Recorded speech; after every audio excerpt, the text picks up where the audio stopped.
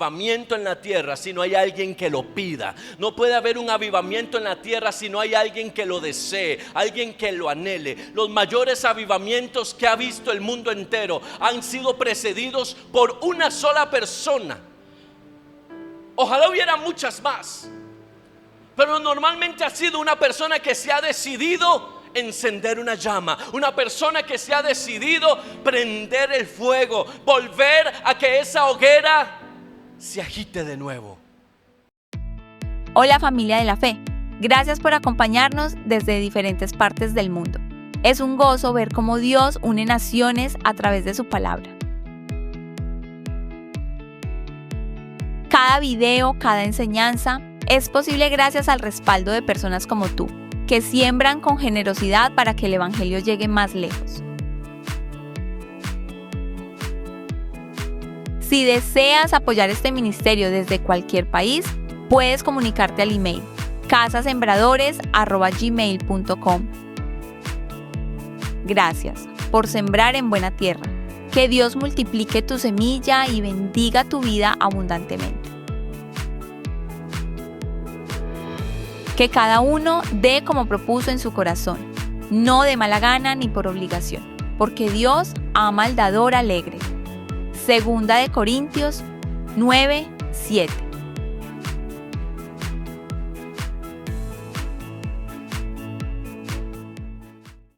Necesitamos que el cuerpo de Cristo se encienda, se prenda, levante llama de nuevo. Porque sabe, tal vez el fuego se ha debilitado, pero el fuego no se ha apagado. Y yo quiero poner eso en su corazón. El fuego tal vez no se ha debilitado, no se ha apagado, ha mermado. La semana pasada le ponía un ejemplo. ¿Qué pasa cuando en una fogata, después de haber estado muy encendida y quedan los carbones, si no se le vuelve a poner leña? ¿Qué pasa con esa fogata? Termina muriendo, termina apagándose. ¿Sabe? La iglesia a nivel mundial, no toda por supuesto, pero hay una parte importante de la iglesia que ha comenzado a enfriar, a enfriarse. Ha comenzado a alimentar más sus emociones. Ha comenzado a prestar sus oídos a historias, a sentimientos, a emociones, las cuales no son malas. Lo dañino es darle prioridad y rendirle culto a eso. Hemos dejado de lado la oración ferviente, hemos abandonado el ayuno en algún momento, y el clamor de Dios a nosotros es: vuelve a la senda antigua, restaura los niveles que antes tenías. Vuelve a orar como orabas antes. Vuelve a ayunar como ayunabas antes. Vuelve a la lectura de la palabra. Pero ¿sabe qué es de todo esto lo más importante? Vuelve a hablar de mí a otros que necesitan escuchar lo que yo hice por ti. Tiene que haber, ¿sabe? Un avivamiento no es una iglesia llena de cristianos. Un avivamiento es una ciudad impactada por cristianos. No sé si me doy a entender. Las iglesias pueden estar llenas de cristianos y la iglesia se puede convertir en un club de reunión dominical donde nadie más entra. La iglesia no nació para estar en cuatro paredes. La iglesia nació para hacer luz. ¿Sabe? Las cuatro paredes de las iglesias se han vuelto el almud del cual el Señor habló y dijo: no taparás la luz con un almud, con una almohada. Es confort, es comodidad, es estar bien, es no preocuparse por nada.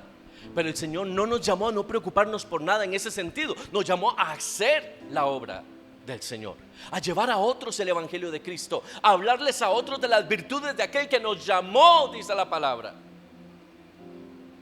a su luz admirable. Llevarles el mensaje de Cristo. Investigando un poco en esta seguidilla de temas de despertar a la iglesia,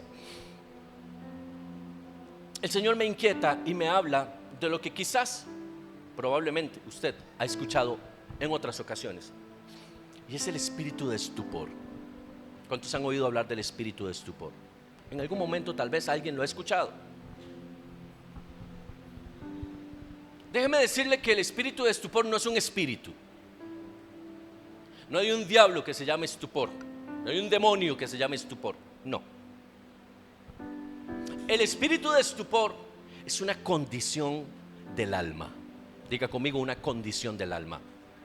El estupor es una condición del alma y puede afectar a cualquiera, pero está estrictamente diseñado en estos tiempos para la iglesia de Cristo. Dice la palabra en el libro de Romanos, quiero que me acompañe, voy a leerlo en dos versiones. Voy a comenzar con la Reina Valera. Dice en Romanos 11:8, como está escrito, Dios les dio espíritu de estupor, ojos con que no vean y oídos con que no oigan hasta el día de hoy. Eso es lo que dice la palabra en Romanos capítulo 11, verso 8, en la Reina Valera 60. A modo de ejemplo podríamos decir que el estupor viene siendo como una venda que se coloca sobre los ojos, pero que es tan extensa que también tapa los oídos. Entonces las personas no pueden ver con claridad, no pueden oír con claridad la voz de Dios. Esto tiene que ver estrictamente con la voz de Dios. No estamos hablando de una condición natural donde la gente queda ciega o sorda en una forma física. No, estamos hablando de una condición espiritual. El alma queda ciega, incapacitada de ver, incapacitada de oír la voz de Dios. El estupor viene al corazón del hombre cuando el corazón del hombre se endurece, cuando el alma se endurece y deja de escuchar la voz de Dios. Es una condición que no aparece de la noche a la mañana, es algo que se va dando, se va gestando, paso a paso, poco a poco. La gripe, por ejemplo, no entra al cuerpo de una persona así nomás y produce todos los malestares de una vez. Es paulatino. ¿A alguien le ha dado gripe? Un dolorcito de cabeza, las glándulas comienzan a molestar, a veces se reseca la garganta y usted dice, uy, me está dando gripe. A nadie le da gripe así de la nada, ¡pum!, estoy con gripe. No, el estupor es similar a una gripe. Hay señales que se empiezan a dar. Pero si usted y yo no estamos alineados en Dios, con Dios y a su palabra, el estupor va a comenzar a trabajar, a operar en nosotros y no lo vamos a percibir, no nos vamos a enterar de qué es lo que está pasando y poco a poco vamos a ir cediendo. Nuestras defensas espirituales van a ir mermando. Cada vez que yo dejo de leer la palabra, cada vez que yo dejo de ayunar, cada vez que yo dejo de estar en la presencia de Dios, cada vez que yo dejo de congregarme, cada vez que yo dejo de buscar el rostro de Dios en adoración, entonces yo comienzo a debilitarme. Mi alma, mi espíritu se debilita y el estupor comienza a aparecer. En la Nueva Traducción Viviente, este mismo versículo dice de la siguiente forma, Romanos 11:8: como dicen las Escrituras, Dios los hizo caer en un sueño profundo. Hasta el día de hoy les ha cerrado los ojos para que no vean y les ha tapado los oídos para que no oigan. Romanos 11 es una referencia directa a Deuteronomio capítulo 29. Deuteronomio 29:4 dice: pero hasta hoy Jehová no os ha dado corazón para entender, ni oídos para ver, ni ojos para ver, ni oídos para oír. Ahora note esto. Estamos hablando del pueblo de Israel recién salido de la esclavitud de Egipto en el libro de Deuteronomio. Y el apóstol Pablo en el libro de Romanos, han pasado muchos siglos después, vuelve a tocar el tema y hace mención a que aún en ese momento siguen estando ciegos y siguen estando sordos, porque es una condición que hasta que usted y yo decidamos en Dios quitar de nosotros, no se va a quitar sola. Dios no va a mandar un ángel a que te toque en la cabeza en la noche y que te diga: el estupor se va de ti. No, el estupor me toca a mí comenzar a sacarlo a través de ¿qué? De una activación espiritual.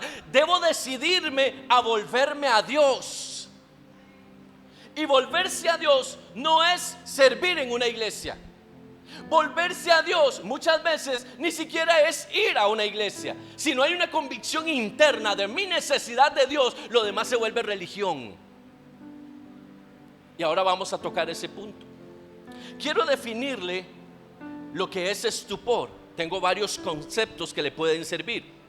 En medicina específicamente, el estupor se describe como una disminución de la actividad de las funciones intelectuales, acompañada de falta de reacción. Oiga qué interesante esto. Disminución de la actividad de funciones intelectuales, acompañada de falta de reacción. El diccionario Merriam-Webster dice que el estupor es una condición de sentido o sensibilidad muy embotada o completamente suspendida. Es un estado principalmente mental, caracterizado por la ausencia de movimiento espontáneo, una respuesta muy disminuida a la estimulación y por lo general una conciencia deteriorada. Es un estado de apatía, aturdimiento o letargo extremo. Vea lo que dice la ciencia que es estupor. Y en el griego la palabra estupor es katanuxis. Implica un embotamiento espiritual, un adormecimiento del alma, un letargo interior que impide recibir la verdad de Dios. Vea qué interesante, estupor es algo que la ciencia entiende, pero es un principio espiritual. Estupor es lo que, o una forma de verlo, es lo que antes llamaban un sopor. ¿Sabe usted qué es un sopor? ¿A alguien le ha pasado un sopor? Usted almuerza mucho, come, se llena bien, y de un momento a otro le viene ese sueño, le viene esa pereza, y usted se queda así, ¿verdad? Como que estoy, pero como que no estoy, como que quisiera no estar. Y a uno le decían, le entró el sopor. Es la forma más sencilla de explicar lo que es un estupor. El estupor es un embotamiento en el alma, un embotamiento en el espíritu que no te permite reaccionar. Y Dios te habla y usted está así.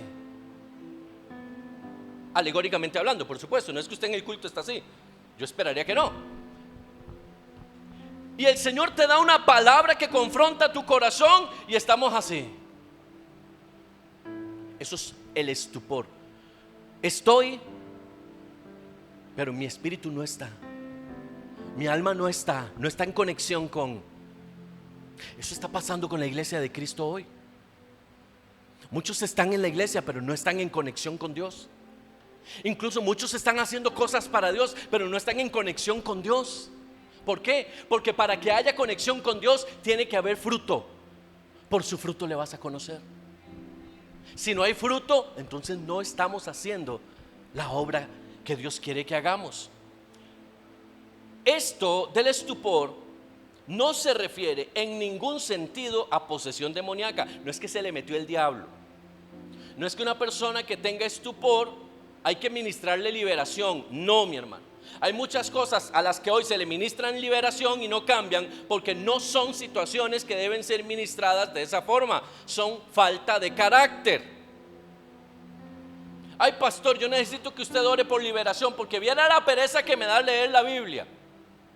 Pero viera que cuando yo veo tele no me da pereza. Eso no es un demonio, el demonio es uno. El diablo es uno. Al que hay que reprender es a uno mismo y obligarse a leer la escritura. Así como nos obligamos a ir al trabajo, así como nos obligamos a ir a estudiar, así como nos obligamos a hacer nuestra vida diaria, debemos obligar a nuestro ser interior a buscar a Dios. ¿Por qué? Porque de por sí nosotros no vamos a querer hacerlo. El alma es rebelde, el alma es orgullosa, el alma no quiere buscar a Dios. El apóstol Pablo decía: lo que quiero hacer no hago, y lo que no quiero hacer, eso es lo que hago. Él pasaba luchas igual que usted y yo. Él no era perfecto, pero estaba en un nivel de entendimiento de cosas superior. Y por eso, bajo esa premisa y bajo esa sabiduría dada por el Espíritu Santo, es que usted y yo tenemos una palabra revelada que nos dice: cuidado, porque puede que estés debilitado por el estupor. Y lo primero que hay que hacer cuando entendemos que algo así está pasando en nosotros es comenzar a bregar contra eso, es obligarnos a hacer algo contra eso. El enemigo quiere que la iglesia se siente, se quede aletargada, reciba. Y usted va a escuchar hoy, particularmente hoy, y me refiero a este tiempo, que la iglesia está siendo embotada de conocimiento. Hay actividades, hay seminarios, hay charlas, hay esto, lo otro, y la iglesia recibe y no cambia, no es transformada. La gente sigue pecando igual, la gente sigue comportándose igual, la gente sigue introduciendo el mundo a la iglesia, pero están recibiendo y reciben el montón de teorías, pero no hay cambios. Por ahí va el estupor también, porque nos hace sentir cómodos. No, pero es que yo estoy recibiendo un montón de cosas que yo estoy aprendiendo de la palabra. ¿Y qué estás haciendo? ¿Ya eso que aprendiste te ayudó a transformar tu vida en Dios? ¿Eso te llevó al arrepentimiento de esa acción que hoy sigue doblegando nuestra vida? Todo ese cúmulo de conocimiento que recibimos nos ha llevado a tomar decisiones en Dios de transformar, de cambiar, o simplemente es comer más y comer más y comer más. Tenga cuidado con la diabetes espiritual. A veces comemos mucho dulce y no nos estamos haciendo el examen de la glucosa, espiritualmente hablando. La mayoría de veces la palabra que recibimos y consumimos es una palabra dulce, es una palabra que alimenta el alma, es una palabra que te dice: vas a estar bien, todo va a estar bien, no te preocupes, yo estoy contigo, sigue así como estás, vas para adelante, yo voy delante de ti, yo hago esto, yo hago lo otro, y el alma se consume de dulce. Y aprendemos a conocer un Dios tan bueno, que per se es bueno, pero tan bueno que nunca nos señala el pecado. Déjame decirle algo: si nunca te han señalado el pecado, es porque no has conocido a Dios. Porque cuando yo conozco a Dios, solo el acercarme a Dios pone de manifiesto mi pecado. Y Dios me dice: necesito que cambies. Permíteme operar en ti, ayudarte a salir, porque sin santidad nadie verá al Señor. Cristo viene pronto. Los tiempos se están acelerando, pero viene por una iglesia que ha reconocido que peca, pero que ha entendido que Dios es la única salida para poder restaurar al pecador. Amén. ¿Quién causa el estupor? ¿Lo causa Dios o lo causa el hombre? Porque podríamos malinterpretar el texto. El texto dice: y Dios puso espíritu de estupor. Dios no produce espíritu de estupor. De Dios no sale nada malo. De Dios no procede lo malo. Me explico. El estupor es una condición que Dios permite a causa de la dureza del corazón del hombre. Es decir, es una consecuencia de la dureza del corazón. Cuando yo no quiero cambiar, cuando yo sé que debo cambiar, que debo permitirle a Dios transformar mi vida, pero yo me siento, yo me limito a decirle a Dios: no quiero entregarte esta área. Entonces, ¿qué hace el Señor? Me deja. Y al dejarme, el estupor viene a mi vida. El estupor viene siendo como una sentencia al alma del que ha endurecido su corazón.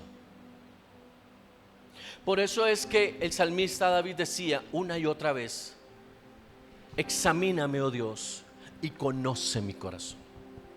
Cada mañana usted y yo sí o sí vamos a fallarle a Dios. En eso estamos claros. Ninguno de nosotros puede decir: yo no peco, porque la escritura dice: haríamos mentiroso a Cristo. Todos pecamos. Mas sin embargo, sabiendo que todos pecamos, todos los días entendemos que si ese pecado se queda ahí, comienza a endurecer mi corazón. El problema no es pecar, el problema es que nos guste pecar. ¿Está conmigo? El problema no es pecar, es que pecar, todos vamos a pecar. De una u otra forma le vamos a fallar a Dios. Y Dios eso lo sabe. El problema es cuando pecar se vuelve mi tendencia. Cuando ya yo comienzo a cauterizar mi espíritu, cauterizar mi alma, y ya el pecado no me produce ningún tipo de sensibilidad. La primera vez que peco digo: uy, lo que hice, Señor, perdóname. Viene ese golpe a mi ser. El Espíritu Santo me dice: pecaste. Y pasa una segunda vez, Uy, Señor, esto no puede ser, me estoy desviando, me estoy descuidando. Pero pasa una tercera, quizás una cuarta, y comenzamos a dejarlo pasar. Y ya no entramos en ese nivel de arrepentimiento y búsqueda de Dios. Ya incluso comenzamos a justificar el pecado. Y ya no llegamos delante del rostro del Señor y decirle: Señor, perdóname, sino que ya le recetamos al Señor la palabra: si 7 veces cae el justo. ¿Me explico? Y ya a partir de ahí ya no pedimos perdón. Y comenzamos a decaer, hasta que ya el pecado en nosotros se volvió una cultura, de tal forma que ya no sentimos nada al pecar.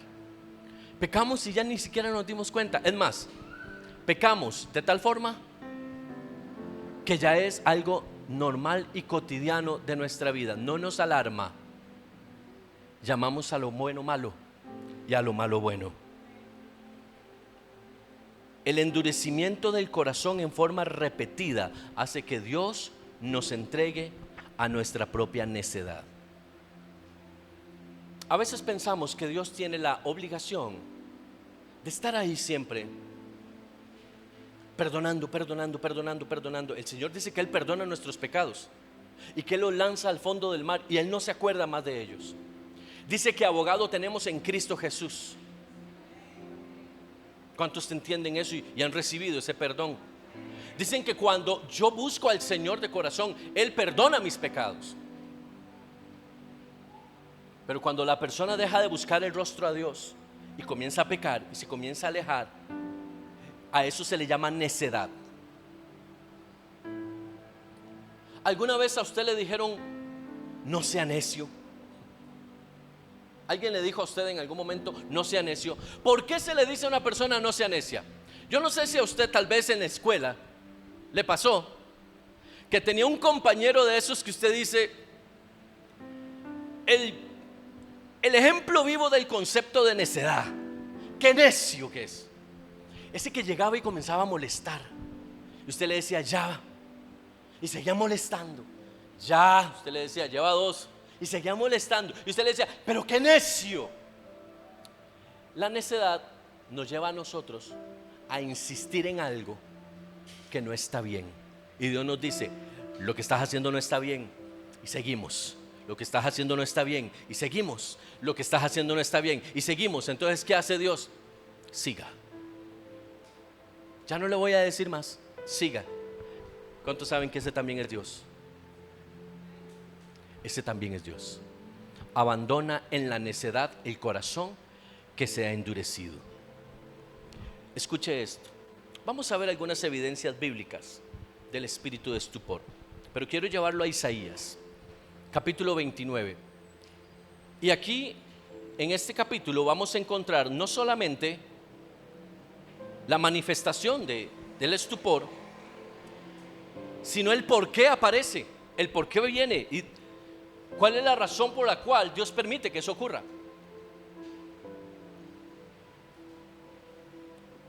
En la Reina Valera 60 dice el verso 10 de Isaías 29: porque Jehová derramó sobre vosotros espíritu de sueño y cerró los ojos de vosotros, de vuestros profetas, y puso velo sobre las cabezas de vuestros videntes. Vaya al verso 13, por favor.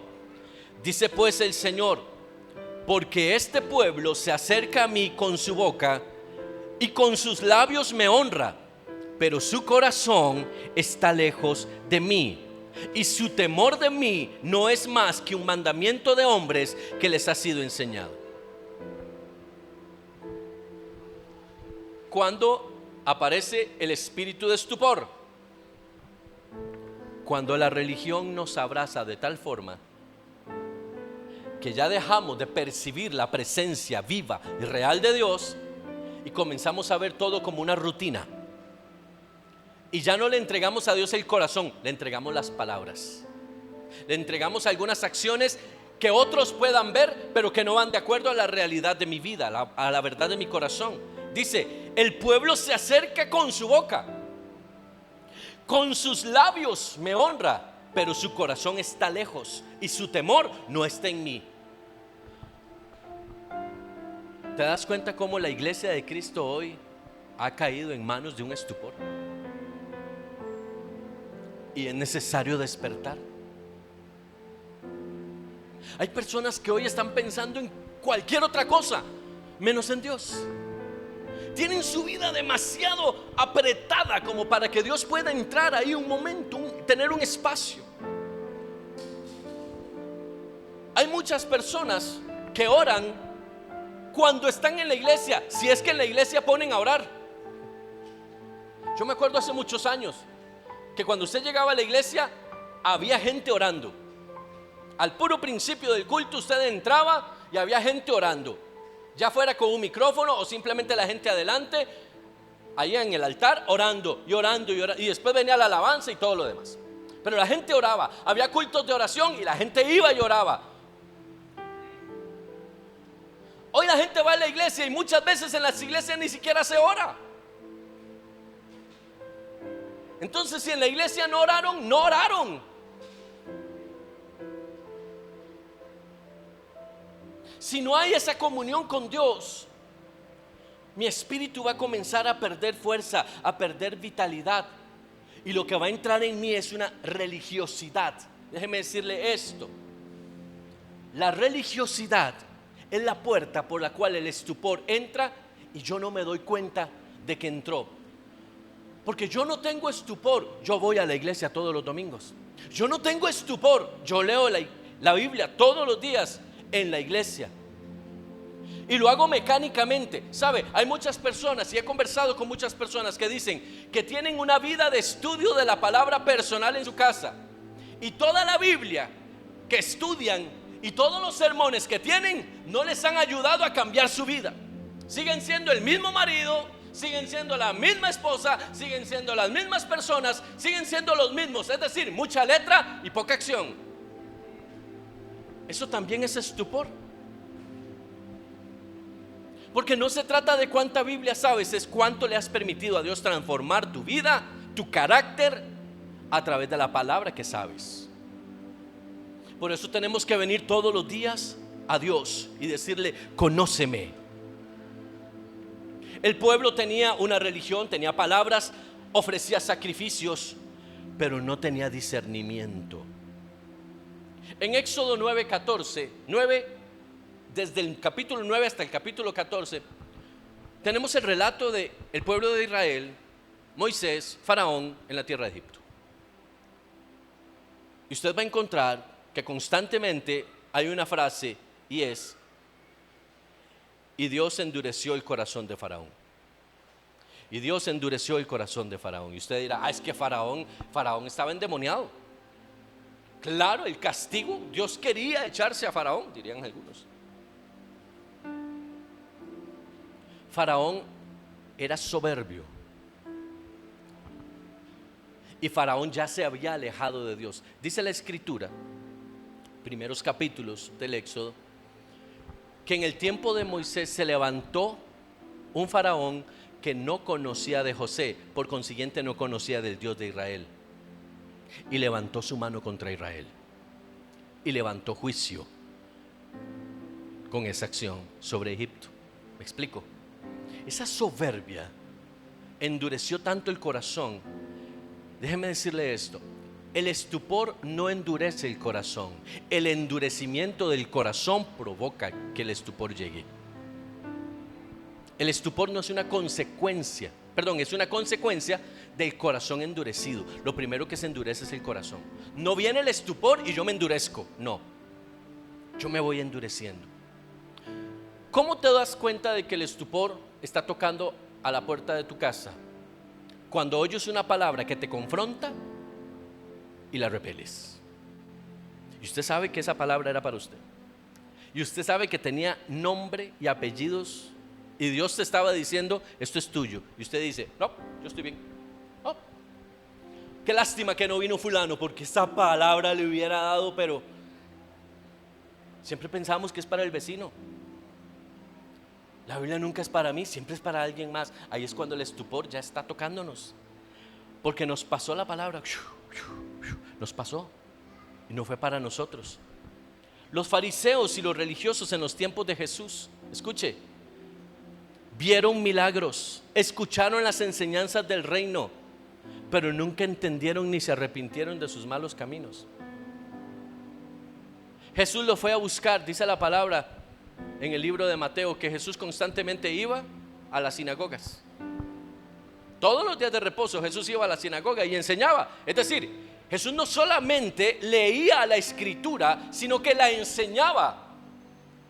Y la forma en la que Jesús la enseñaba provocaba que los religiosos del momento quisieran matarle. No fue la primera vez. Era recurrente que ellos quisieran matarle. ¿Por qué? Porque no tenían la capacidad de recibir el mensaje del reino. Era demasiada la religión que tenían. Estaban tan cegados en su conocimiento, en sus interpretaciones, las interpretaciones de sus rabinos, que ese entendimiento estaba tan sellado que cuando la verdad se presentó delante de ellos, ellos simplemente dijeron: es un profeta más y nos está estorbando, porque nos está hablando de la santa religión.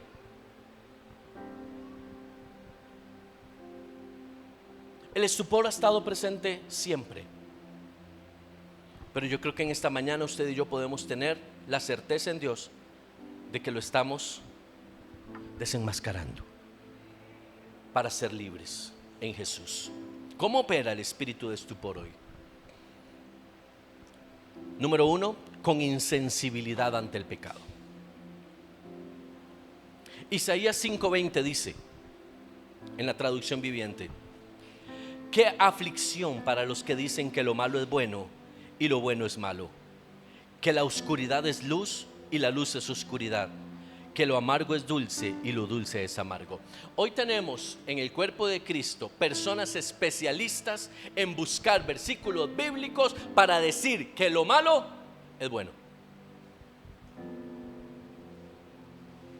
porque va de acuerdo a un sentir, a una percepción. Vamos a ver, la palabra de Dios, el evangelio del reino, no está diseñado para percibirlo, está diseñado para recibirlo. Yo puedo percibir la palabra y yo puedo analizar esa palabra de acuerdo a la posición en la que yo estoy y decir: no, esto no me funciona porque esto era del Antiguo Testamento. No, esto no me funciona a mí. Esto era para otra gente en otros tiempos. Todo ha cambiado. Sí, todo ha cambiado, pero la palabra sigue siendo la misma. La confrontación con el pecado sigue siendo la misma. Hoy hay gente especializada en tener estudios de la palabra para justificar el pecado. Hasta una Biblia gay hay hoy. Así directamente, ¿para qué nos vamos a esconder? Hasta una Biblia del adoctrinamiento LGTB hay, donde sacaron todos los versículos de confrontación con ese pecado y dejaron solamente aquellos donde Dios es amor. No le voy a decir que la vaya a comprar, no, pero ya existe. Porque la tendencia es: quita lo que te incomoda, quita lo que te incomoda. Una vez me invitaron a predicar a un lugar, hace muchos años, y me pidieron el mensaje. Tienes que traer el mensaje para revisarlo. Ok, está bien. Y ese revisar fue: no digas esto, no digas esto y no digas esto. ¿Pero por qué? ¿Cuál es el problema? Si estoy con la... No, es que nosotros no enseñamos eso aquí. Entonces nos volvemos selectivos con la palabra que escuchamos. Por eso usted ve que la gente dice: no, es que este predicador no me gusta, voy a pasar la perilla, como que si fuera una emisora de radio. Es que no me gusta la 98 punto algo, es que mejor me voy a pasar a la 90 y tantos tanto. Ay, es que ese pastor es muy feo, mejor busco uno diferente. Ay, es que este sí me llega. Ay, es que el otro, es que la forma. Y nos vamos desviando a tal punto de que el filtro llamado Espíritu Santo en nosotros deja de funcionar y ya no tenemos la capacidad de discernir si lo que me están enseñando tiene sustento bíblico o no. Simplemente me gustó, me hizo sentir bien, repito, me anestesió el alma y camino con eso. Y es cuando usted escucha que todo va a estar bien, que todo va a estar bien, que todo va a estar bien. y que Dios, en vez del cielo, lo que tiene es un banco enorme, como una casa de préstamos, donde Dios dice: tienes que depositar plata aquí para poder entrar al cielo. He escuchado a personas decir que tu nivel de espiritualidad depende del estado de tus cuentas bancarias, y hay gente que lo cree. Estupor. ¿Está conmigo? Jesús mostró el amor de Dios, pero Jesús habló de transformación. Jesús le mostró el amor a la mujer que había sido encontrada en adulterio, la mujer que lanzaron a sus pies, y Jesús le habló a esa mujer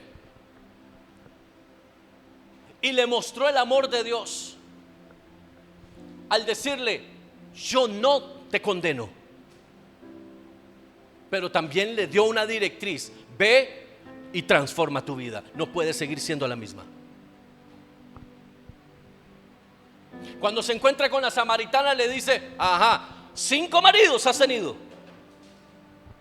y ninguno de ellos es el correcto. Jesús confrontaba. Jesús no es en nada parecido a un colacho. Jesús confrontaba, porque el reino de los cielos es confrontación. Dios quiere que la iglesia esté limpia, porque si la iglesia no está limpia, enseña pecado, enseña suciedad. Usted y yo somos luz, no somos tiniebla. Donde quiera que estemos, en la condición en que estemos, debemos buscar el rostro de Dios para que el Señor vuelva su rostro sobre nosotros y podamos mostrar a otros gracia y misericordia. El mundo muere por pecado y necesitan la salvación. Pero si yo soy pecador, practicante, reincidente, concursante, si para mí ya es una práctica rutinaria, la insensibilidad ante el pecado, ponga y llévese esta primera operación del espíritu de estupor. Si cuando usted se equivoca, comete un error, un pecado, y para usted eso pasó el día y usted no se arrepintió y no le llegó ese dolorcito de que le fallé a Dios, ponga el primer check. Ya el estupor está ahí. Número 2, la religión sin relación. Se ora, se asiste a cultos, se lee la Biblia, pero no hay transformación ni fuego. A como llegué, así me fui. ¿Cómo estuvo el culto? Ahí más o menos. No, el que está más o menos es esa persona. El culto puede estar encendido. Mire, yo tengo toda la vida de estar en los caminos del Señor. He pasado por muchos lugares y he visto. Hay cultos que son puro fuego. Usted entra y usted hasta que siente lo que está pasando ahí, y usted se mete porque dice: la hoguera está encendida. Como también en algún momento de mi vida entré y yo dije: ay, qué aburrido que está eso. Todo el mundo tirado en el piso, todo el mundo hablando en lenguas, todo el mundo. Y yo: ay, qué raro. Porque mi corazón estaba apagado. El culto lo llevo por dentro. El culto yo lo llevo por dentro. Cuando yo vengo aquí, ¿qué hago? Suelto la brasa. ¿Sabe para qué nos congregamos? Para que mi brasa caliente la brasa de mi hermano y la hoguera se vuelve a encender. Para eso es que usted y yo nos congregamos. Venimos con una brasa, pero necesitamos fuego. Más que brasas, necesitamos fuego. Las brasas juntas levantan el fuego. La religión sin relación es vacía. La religión sin relación es lo que tenían los fariseos. Hablaban de las obras, de las cosas que tenían que cumplir, las cosas que había que hacer. Hoy en día la iglesia parece que se ha desviado. Es más importante la doctrina de la iglesia que la doctrina de Cristo. Es más importante lo que piensa el pastor de la iglesia que lo que piensa Dios de la iglesia, del pastor y del pastor de la iglesia. Pareciera que es más importante cumplir con los requisitos para servir en una iglesia que estar cumpliendo los requisitos para ser parte del reino de los cielos. ¿Están conmigo? Y todo eso es religión, todo eso es religión. todo lo que no me acerca a mí, a una transformación, ¿de qué sirven los mensajes evangelísticos si nadie se siente confrontado? Si nadie se siente golpeado por esa palabra, de manera que digan: yo necesito cambiar. No hay convencimiento de pecado. En la iglesia ya no hay convencimiento de pecado. Mire, usted se asustaría de las veces que en una iglesia hay que hacer llamado de salvación. Están llenas de cristianos de muchos años de estar, pero usted les habla de salvación. Levante la mano los que están seguros de ser salvos, y no levantan las manos. Y usted dice: pero ¿cómo si la iglesia es vieja? Si la iglesia tiene toda la vida de estar, ¿cómo es que todavía no está seguro de su salvación?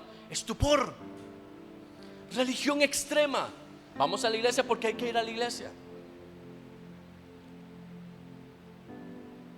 No se trata de ir, se trata de vivir una relación con Dios que me va a llevar a mí a una vida en Dios, a una práctica constante. Número 3, el rechazo a la corrección. Este es uno de los factores más importantes. Cuando hablamos de corrección, hablamos de una corrección idónea, correcta. No estamos hablando de maltrato, no estamos hablando de haga lo que yo le digo porque yo le digo. No, eso no es corrección, eso es sometimiento. No, es la corrección de Dios. Cuando una persona es confrontada por su pecado, vamos a ver, yo estoy haciendo algo malo, alguien se entera, mi pastor se entera y me llama a la oficina y me dice: sé que estás haciendo esto y esto y esto, y esto no está bien. Y yo me enojo y yo digo: no, no es cierto, pero yo sé que es cierto. Es porque ya hay estupor activo en mí, porque el estupor no me permite ser corregido. El rechazo a la corrección es cuando se escucha la verdad, pero no se responde a ella. El alma se anestesia con entretenimiento, opiniones humanas, emociones. La iglesia se ha vuelto emocional, no emotiva, sino emocional. Venimos a vivir la experiencia del culto. Usted no viene a vivir la experiencia del culto, usted es el culto. El culto va a estar tan bueno como venga usted. ¿Qué gano yo con que la alabanza esté buenísima y me pego una bailada por todos los rincones de la iglesia y salto, canto y danzo para Cristo, si cuando llego a la casa soy el mismo gritón, el mismo malhumorado, el mismo mentiroso, el mismo fornicario o adúltero de siempre? ¿Están conmigo? Esa es la confrontación. En una iglesia donde se enseñan emociones, usted dice eso y usted es el que se va, porque ya hizo que la gente se enojara. El cristiano hoy se enoja. Me pasó en estos días, yo le conté la historia. Una persona me habló y yo le dije: esto es así, así, según la palabra del Señor. Me dejó de hablar. Le cuento la segunda parte. Confirmado, me dejó de hablar. Me pasa la par y me vuelve la cara. ¿Qué puede hacer uno, mi hermano? A Jesús lo quisieron matar, yo me voy a enojar porque alguien no me habla. No es ser grosero ni malcriado, es confrontar las cosas como son, con amor. No es que usted va a llegar donde alguien y le va a empezar a decir: usted no es Dios para llegar a decirle las cosas groseramente a nadie. Dios nos ha dado a nosotros perdón, y para confrontar a alguien primero tenemos que entender que nosotros primero fuimos perdonados de algo. Así es que en ese mismo amor que Dios nos confrontó, es con el mismo amor que nosotros podemos confrontar a alguien más. Porque la idea no es señalarle el pecado, no es decirle: estás en pecado. Es: hay un pecado y vamos a trabajar sobre eso, y vamos a salir juntos sobre eso. ¿Me doy a entender? Si Dios anduvieren por el camino, no levantará uno al otro. La iglesia de hoy parece que más bien es al revés. Ay, parece una vecindad del Chavo. No te juntes con esa chusma. Cuando se da cuenta de que alguien pecó, ay, no se le arrima, le dice la esposa al esposo: ay, no se junte con esa, no se junte con ese. No se trata de no juntarse, se trata de, y el amor de Dios a través de la manifestación de la misericordia y la gracia de Dios. Cuando yo no permito ser confrontado, ser corregido, ya no tengo nada que hacer. Definitivamente ya endurecí el corazón. Y puedo seguir yendo a la iglesia, puedo seguir, Puedo seguir predicando en la iglesia, puedo seguir tocando los instrumentos en la iglesia, puedo seguir siendo el pastor de la iglesia con el corazón endurecido. Porque la gente cree que el pastor está en otro nivel. Bueno, que Dios los oiga. Pero el pastor tiene luchas, el pastor tiene carencias, el pastor tiene dificultades. El pastor a veces la ve a palitos. A veces el pastor se pelea con la pastora. Usted sabe, lucha de titanes. Y el pastor le dice a la pastora: así dice el Señor. Y dice: pues no me diga, porque yo también sé lo que Él dice. Y si usted me receta, Juan, yo le receto, ¿verdad? Hasta el Apocalipsis. Los 4 jinetes se los puedo llamar. A veces el pastor y la pastora se enojan entre ellos y no se quieren hablar, no se quieren ni ver. ¿O a usted no le ha pasado nunca? Porque la humanidad no se pierde. Y el problema no es echarse el pleito. El problema es no estar dispuestos a ser corregidos. Dios necesita que el pueblo le permita ser corregido de nuevo. ¿Para qué? Para que sea rescatado, para que sea reavivado, para que Dios pueda otra vez volver a mostrar a través de nosotros su poder y su gloria para las naciones de la tierra. Dios necesita que usted y yo estemos listos para ser transformados. Señales de que una persona está bajo espíritu de estupor: escucha la palabra, no le impacta; conoce la verdad, sigue en el mismo pecado; cree que está bien con Dios, pero no tiene frutos espirituales. Esa es importante. Muchos creen hoy que están muy bien con Dios, pero no tienen ningún tipo de fruto en el espíritu. Y el Señor dijo: por su fruto le conoces. ¿Cómo conocerás el árbol? Por el fruto. Y oiga esta: ha perdido la capacidad de llorar, temblar ante Dios o arrepentirse. ¿Cuándo fue la última vez que lloramos en la presencia de Dios? ¿Cuándo fue la última vez que usted sintió que su corazón se estremecía en la presencia de Dios? Por un temor que había ahí. No miedo, un temor santo, sabiendo quién estaba en ese lugar. ¿Y cuándo fue la última vez que te arrepentiste de algo? ¿Cómo se vence? Porque de nada sirve señalar el espíritu si no damos la salida. Número 1, con humillación verdadera. Lo primero que se debe poner en práctica para vencer al espíritu de estupor es humillarnos delante del Señor. No delante del pastor, no delante de los líderes, no delante de Dios. Dice 2 de Crónicas 7:14 en la traducción viviente: pero si mi pueblo, que lleva mi nombre, se humilla y ora, busca mi rostro y se aparta de su conducta perversa, yo oiré desde el cielo, perdonaré sus pecados y restauraré su tierra. ¿Sabe qué necesita la iglesia de Cristo? Humillarse. Vivimos en tiempos de una iglesia sumamente orgullosa, sumamente soberbia, por las construcciones que tenemos, por las cosas que hacemos y por la forma en la que las hacemos. Se nos olvida que de esto nada es nuestro, nada nos pertenece, y así como lo tenemos hoy, de la noche a la mañana puede desaparecer, porque Dios bota ídolos, incluso en la iglesia evangélica. A veces nos creemos demasiado doctos en la palabra. Uy, es que yo con un versículo hago un mensaje. Pues yo con un versículo hago 100. Nos creemos demasiado grandes, demasiado especialistas, demasiado. No, humillación. Dios nos llama a tener un corazón contrito y humillado, y nos dice: ese corazón yo no lo rechazo. Un corazón contrito y humillado el Señor recibe. El corazón quebrantado es el antídoto para el alma endurecida. Clamé a Jehová y Él oyó mi voz. Número 2, con ayuno y con clamor profundo. Muchas veces este espíritu, esta confrontación del alma se rompe solo con guerra espiritual y negación del yo. Pero esa guerra espiritual, mi hermano, no es que usted se agarre con el espejo y le empiece a decir al espejo: en el nombre de Jesús, espíritu de estupor, te vas ahora, te sometes a... No es hablarle de esa forma al espíritu de estupor. Es que cuando usted no tiene ganas de ir a leer la Biblia, toma la Biblia, se va y se pone a leerla. Hoy voy a orar, hoy sí oro. Y empieza a dar vueltas y vueltas y vueltas por aquí, por allá. Le salió que limpiar esto, le salió que hacer aquello, le salió que lo... Pero iba a leer, iba a orar. No, va y se mete y ora. No tiene que ser una hora entera, 5 minutos.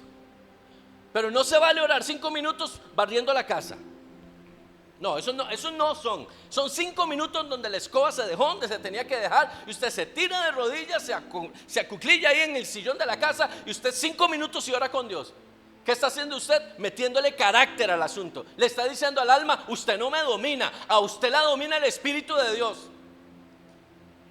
Cuando eso pasa, el Espíritu comienza a vivificarse y usted empieza a tener un avivamiento y usted comienza a ver las cosas de una forma como no las veía antes, porque está saliendo del esquema de la religiosidad. Número 3, rodearse de verdades incómodas. No buscar solo predicadores que den ánimo, sino profetas que confronten el pecado. Yo ya sé que Dios me va a bendecir. ¿Cuántos saben aquí que Dios prometió bendecirnos? ¿Cuántos saben que Dios es amor? ¿Cuántos saben que Dios nos ama? ¿Para qué se lo van a repetir otra vez? A mí me han dicho que Dios me va a bendecir y bendecir y bendecir, y tengo 40 años de evangelio y todavía estoy esperando que ese montón de bendiciones vengan. Seguramente vienen con intereses y me las va a dejar caer así todas de un solo. ¿De qué vale tener palabras de bendición si no vienen acompañadas de una obediencia para que la bendición prometida se cumpla? Y esa obediencia es carácter. Claro que Dios me quiere bendecir, por supuesto. No dice el Señor en Salmo capítulo 2, pídeme y te daré por herencia de las naciones y por posesión tuya los confines de la tierra. No me está diciendo el Señor pídame, yo le pido. No dice Mateo 7, pídeme y te daré, llama y se te abrirá. No dice eso la Escritura. Sí, pero ¿y la obediencia? Necesitamos rodearnos de la verdad incómoda. Esa palabra que nos confronta con el pecado y que nos dice, no estás tan bien como crees que estás, pero puedes estar bien si decides buscar a Dios. El estupor es el resultado de una cultura que ha hecho del placer su Dios, de la verdad una opción y del alma un adorno. Dios no quiere que usted y yo, amados, vivamos anestesiados o endurecidos.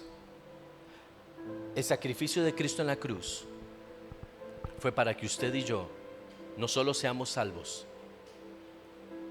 sino que seamos la representación de Dios aquí en la tierra. Ustedes son mis representantes. En una forma de ejemplo es lo que Jesús le dijo a sus discípulos: quédense porque ustedes representan el reino, ustedes me representan a mí. Cuando usted le dijo al Señor Jesús, te recibo como Señor de mi vida, le estás diciendo, yo quiero representarte. ¿Sabe que está buscando la gente allá afuera? La gente que no tiene a Cristo en su corazón. Alguien que represente a Cristo, no alguien que los meta en una iglesia y les enseñe las doctrinas de la iglesia. Lo que están necesitando es alguien que les enseñe que el amor de Dios es lo que ellos necesitan para transformar su vida, y que paso a paso, a partir de ahí, en un proceso de transformación, Dios hará que las cosas cambien. La gente necesita escuchar de nuevo el mensaje de la verdad incómoda, la verdad que mete gente al reino de los cielos, la verdad que decía que hay un cielo, pero también hay un infierno, la verdad que decía que hay un Cristo que murió en la cruz, al tercer día se levantó, hoy está sentado a la diestra de Dios y viene pronto, porque así lo prometió, y si Él lo prometió, Él lo cumple. Necesitamos dejar de oír que vamos a ser bendecidos y necesitamos comenzar a enseñar que Cristo viene pronto, que el tiempo se acerca, que nada de lo que usted y yo vemos en las noticias es simplemente casualidad, es cumplimiento fiel, puntos y comas, cumplimiento fiel de lo que Dios va a hacer a un corto plazo. Y hay muchos afuera que están esperando que alguien les lleve las buenas nuevas de amor, pero hay muchos adentro que necesitamos sacudirnos del estupor para entender que ya es hora de volverse a Dios. La iglesia no es el pastor, la iglesia no es la estructura, la iglesia no son las paredes físicas de un hogar. La iglesia somos usted y yo. Somos el templo de Dios. Y en nosotros está el Espíritu Santo de Dios. Y si en nosotros está el Espíritu Santo de Dios, no podemos seguir siendo los mismos que fuimos hace 30, 40 años. Tenemos que cambiar. Tenemos que cambiar para poder llevarle ese mensaje a otros y decirle: yo sé lo que estás pasando y también sé cómo salir de ahí. Tengo un Dios que a través del proceso me ayudó a ser mejor persona de lo que era antes. Ese es el amor de Dios. No es prometerle a la gente que todo está bien. Mire, ni Jesús se atrevió a decirnos que todo iba a estar bien. ¿Recuerda usted cuando Jesús le dice a sus discípulos: en el mundo tendréis aflicción, los van a perseguir, los van a querer matar? No, hombre, ¿qué evangelio es ese? Usted llega a una iglesia y le dicen: bienvenidos a todos. El primer punto de la prédica es: los van a perseguir con ganas de matarlos. ¡Ay! ¡Qué ganas de ir a esa iglesia! Jesús no predicaba motivacionalmente, porque el reino de los cielos, dice, sufre violencia y solamente los violentos lo pueden arrebatar. Por eso cuando los discípulos se ponían medio tambaleantes, Jesús les dice: ¿qué? ¿Ustedes también me van a dejar? ¿Se van a ir? ¿Se quieren ir? Pero Dios es amor, sí. Pero es que el amor de Dios no significa que no debemos cambiar, porque lo representamos a Él. Cierro con esto. Una de las muletillas que usa el mundo para no estar en la iglesia, para no venir a Dios, para no entregarle la vida a Jesús, es: para yo ser como esos cristianos, mejor me quedo como estoy. ¿No cree que ya es hora de darle un giro a eso? Y decirles: no, no es así como funciona, porque yo me equivoco, pero no como me equivocaba antes, porque conozco un Dios que transforma, un Dios que de mi debilidad ha hecho fortalezas, un Dios que me restauró de donde yo estaba. Si no hubiera sido porque Dios me levantó, yo no estaría contando la historia. Necesitamos eso, más que decir: viera qué buena música tocan ahí donde yo voy.